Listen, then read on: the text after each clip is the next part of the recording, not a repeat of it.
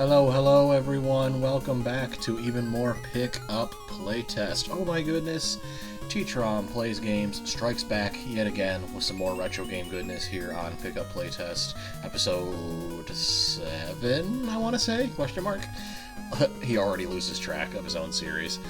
Anyway, welcome to Adventures in the Magic Kingdom for NES. This is another one of the Capcom games that, the Capcom Disney tie-in sort of games. Like, we had DuckTales, Darkwing Duck, Tailspin, just a whole bunch of properties. Chip 'n Dale Rescue Rangers. Capcom was all over the Disney stuff back in the NES days, and this is another one of them. It actually centers on the theme park, the Magic Kingdom. I can't really tell if it's supposed to be Disney World or Disneyland proper, but I'm kind of skipping over the text here, but the general idea of this game is they need the 6 silver keys in order to unlock Cinderella's castle and, like, commence the parade that, like, sort of opens the park or whatever. And they've got other stuff to do, so Mickey, Donald, and Goofy sort of entrust us to find the 6 keys. And so Mickey says, 5 are in attractions, but you will have to ask around for the 6th one. I'm sure you can do it, but please hurry, the parade can't go on without them. And what good is Disneyland / Disney World without a welcome parade? Am I right?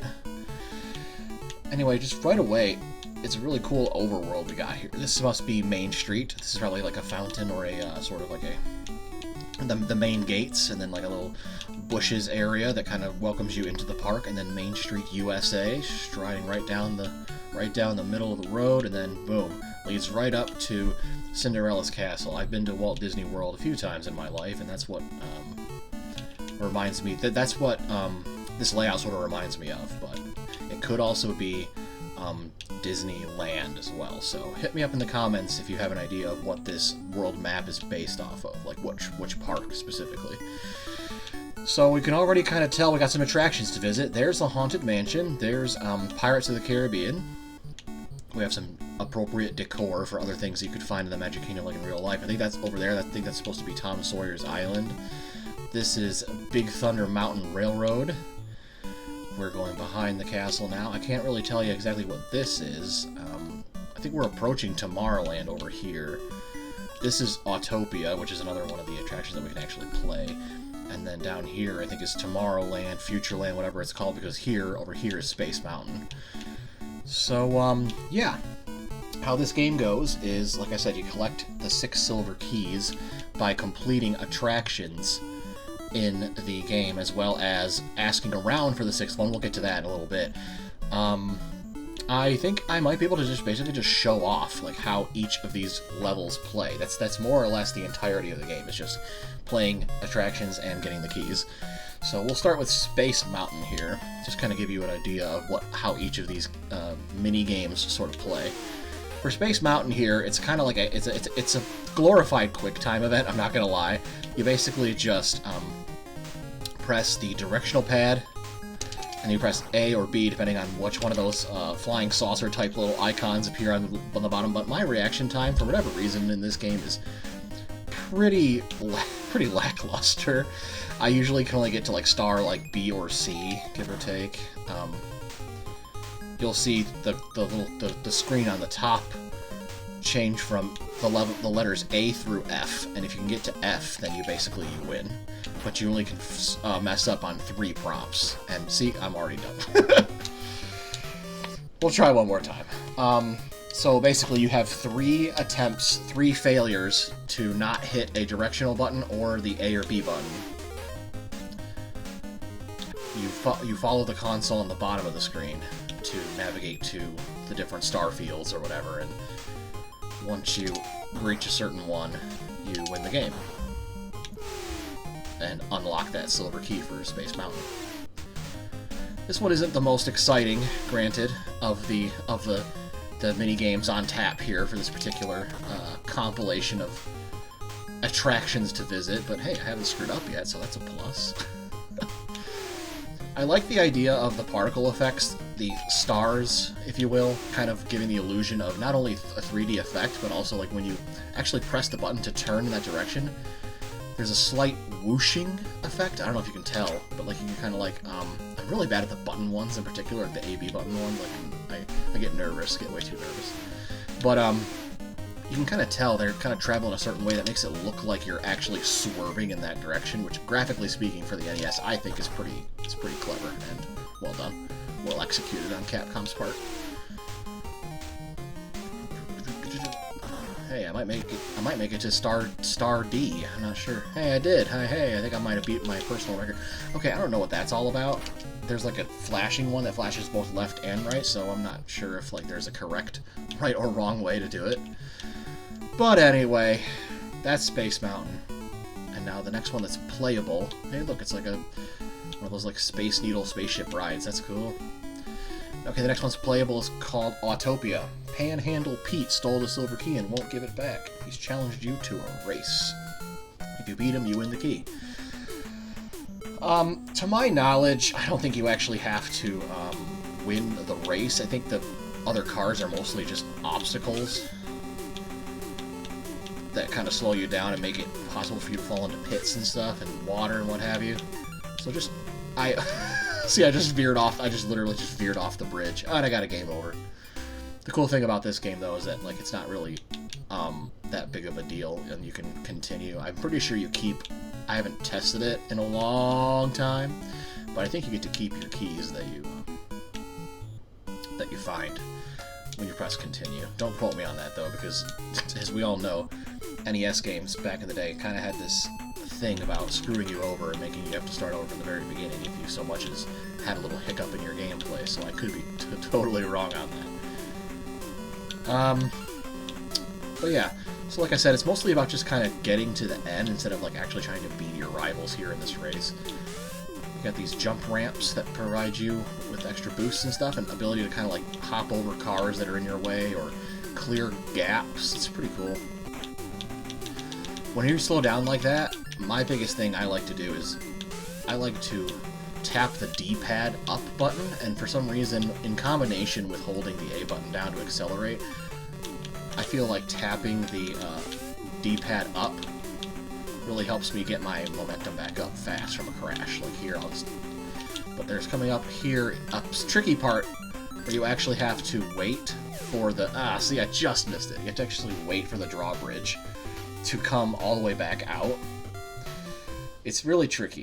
You're going super fast this whole time, and then you're just like, nope, this drawbridge is going to come extending back out.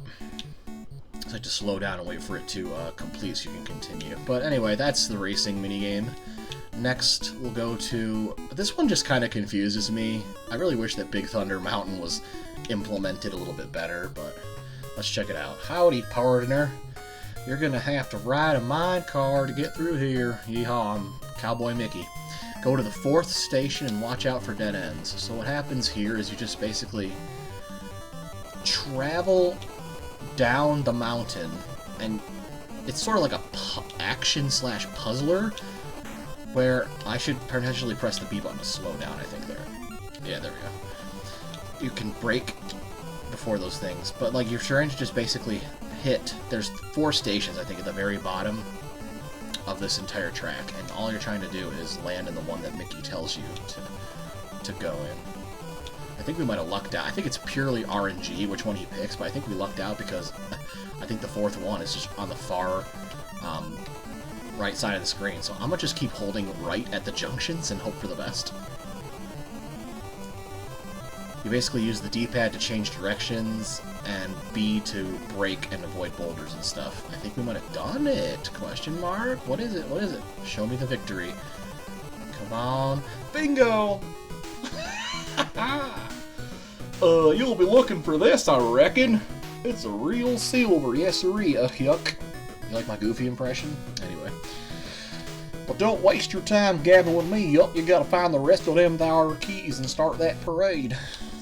Okay, well, I like how I talked about how I don't really like Big Thunder Mountain's implementation, and yet it was the only attraction I've actually beaten so far. Anyway, I'll save the asking around one for last, but these are the 2 of my favorite attractions, because they are action side-scroller platformer type things, which I mean, I have a real soft spot in my heart for the 2D action platformer genre, so I feel right at home playing these. These are Pirates of the Caribbean, and we'll start with, actually, this one, the Haunted Mansion. 999 ghosts are in this house, and they're always looking for number 1000. Boo! Etc., etc. You start off in a 2D action stuff now, instead of, like, other things that we were already experiencing, like top-down races and side-on, whatever that was, roller coastering, whatever. Now this is classic NES style 2D action now. You have a weapon, which is a limited supply of candle, but you can collect more by just kind of jumping at them. Hey, everyone who actually has been to Walt Disney, like, check out this, how they actually implemented that one part of the Haunted Mansion ride where, you know, you see yourself in the mirrors, and then here comes, like, the third one where there's actually a ghost instead of your reflection. Very true to form. I like that reference, actually. Very similar to the ride. I don't know if you've been noticing, but throughout the mini-games you actually collect these stars as well. They look like that right there towards the left of the screen there. If you press select, you can actually use your stars to, like, buy things. Like, let me just buy a 1-up. Boom. Like, I just spent 12 stars to get an extra life. So that's pretty cool. If you want to buff yourself, it's kind of like the Super Mario Bros. 3 related buffs, but you have to, like, instead of, like, activating them from a world map and you, like, earn them yourself, you actually just pay collectibles to buff yourself during the levels, which is kind of a unique approach. At least for me. This is one of the first games I've ever played that allowed me to do something like that. There's also, like, freezing the game, I think, and as well as, like, giving yourself temporary invulnerability. We got the dancers. By the way, I really like the graphic effect on the rain in the background there, the windows. That's really nice. I wonder how, like, late into the NES's lifespan this game came out. Because it's got great graphics, and as per usual, it seems like with most Capcom games, the soundtrack is also phenomenal. Let me know if you guys are familiar with this game, or if I am, once again, like, showing... I love that people like this show, that, because it shows people games for the first time. That is a really cool effect. I wasn't quite expecting it to be that prominent so early on in the series, but it's really, really cool, and I'm glad that I'm showing you guys stuff that you haven't seen and maybe you're interested in now. But yeah, maybe you watched the classic Game Grumps episode maybe on this video. I know that's how some of my friends, I think, know about this game. Some of my, like, high school friends and whatnot. Uh-oh. Am I running out of time? I don't even know what that sound effect means. You'll have to try again. Oh well, I showed you most of the level. I think there's only, like, a few more rooms, if not one more room, and then you just kind of throw a bunch of candles at a boss skull ghost, and that's pretty much it. I think I showed you a vast majority of that level. Let's try pirates now. Pirates of the Caribbean. TTrom. Pirates have ransacked the island and are holding 6 villagers captive. Please rescue them and light a signal fire so we know that they are safe. You start off on a boat. You can scroll the boat, like, pressing right like normal. That's pretty cool. You don't start off with your weapon here in this level. You actually have to find it, I think, about halfway through. But I do still think you get to procure candles or some sort of firing projectile. Let's go invincible. Sure, why not? Yeah, that was good old... This is invincible, huh? Just flickering graphics that last for about 5 seconds. It's just about double the amount of invincibility you get from just a normal normal post-hit invincibility after you take damage. Oh, nice, buddy. Oh, by the way, so this is one of the hostages they were talking about. Mickey was tasking us with rescuing, so you just sort of touch them and they disappear, but that means, like, yay, you rescued them. I don't actually remember where all of them are, but I might have been skipping a couple of them over here, so let's go back and do some exploring.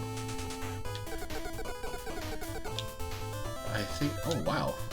I don't actually think I knew that you could interact with these. So you press B to push them once you're standing next to them. That's interesting.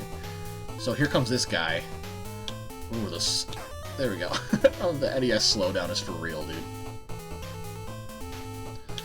But I have another question. If anybody knows, like, my Disney knowledge is not the best. I mean, it's certainly not as good as my sister's, my goodness.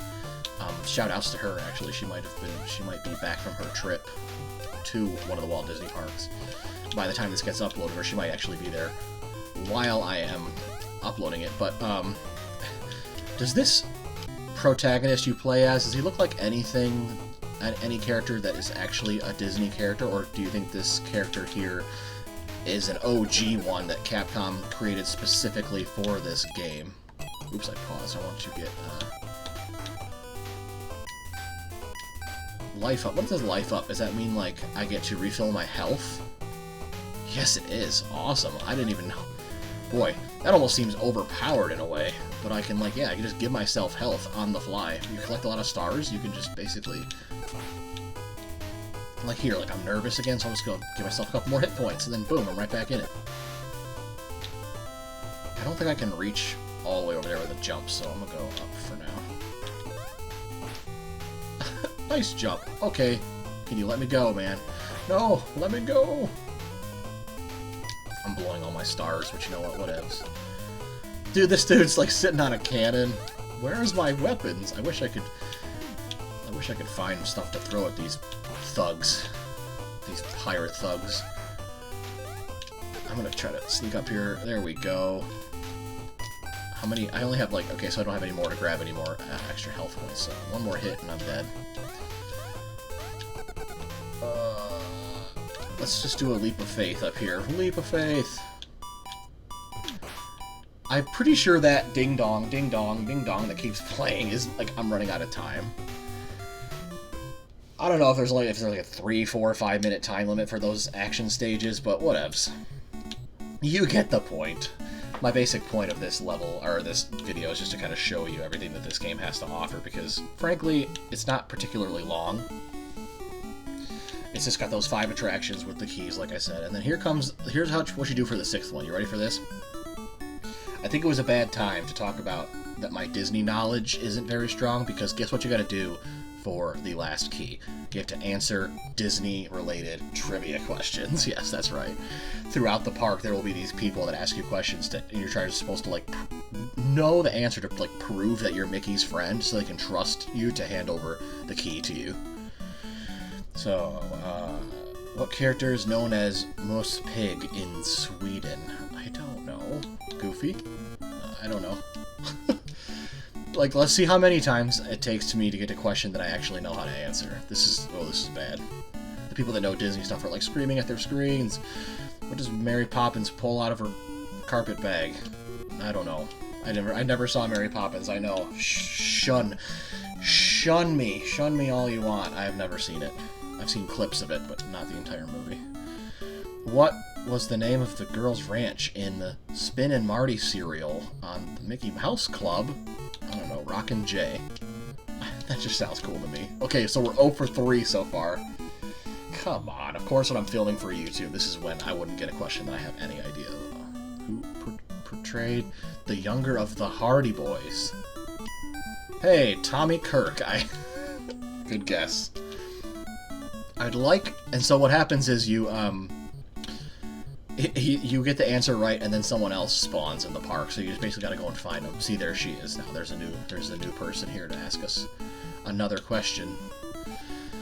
Come on, I want one that I actually know for sure, so I don't look like a complete... Which of the Chipmunks are the leader of the Rescue Rangers? See, now I know the answer to this. It's Chip and Dale. People are probably like, of course you know that, TTrom. It's easy as spit. Anyway. Let's continue on. Hey, there's the next person. You got another one easy for me? Like, who's the leader of the DuckTales crew? How many ghosts are there in the Haunted Mansion? There's literally 999. The game actually tells you that, but I actually knew the lore. I actually knew the lore from, you know, visiting the parks and stuff. Oh, is that what this is? I think way up here. Yeah, so this is supposed to be, it's a small world. That makes sense. The dude just said, I think the next person is in front of, it's a small world. So there you go. Too bad we can't go in there, right? It would probably just be 45 minutes of listening to the same repetitive NES chiptune loop. Maybe they could have done the credits crawl over that, like just show everybody who worked on the game while you're listening to It's a Small World for 45 minutes straight. Goodness. If you are his friend, Mickey's friend, answer this. What was the first Mickey Mouse cartoon ever made? Okay, I don't think it was Steamboat Willie. I think that's a trick. I think it's Plain Crazy. Yes! Boom. My sister will be proud of me for that one. There's a dog with a silver key on his collar, and I think he's at the front gate. I think, actually, I might have unlocked Pluto. His appearance is actually part of this minigame. You're looking for the dog? Yeah, I know where he is. But who are you? Friend of Mickey's. What is the name of Captain Hook's ship? Oh, it's the Jolly Roger. It didn't have a name. No, it's not the Jolly Roger. Ugh. Did it not have a name? I'm dumb. Oh, boy. Alright.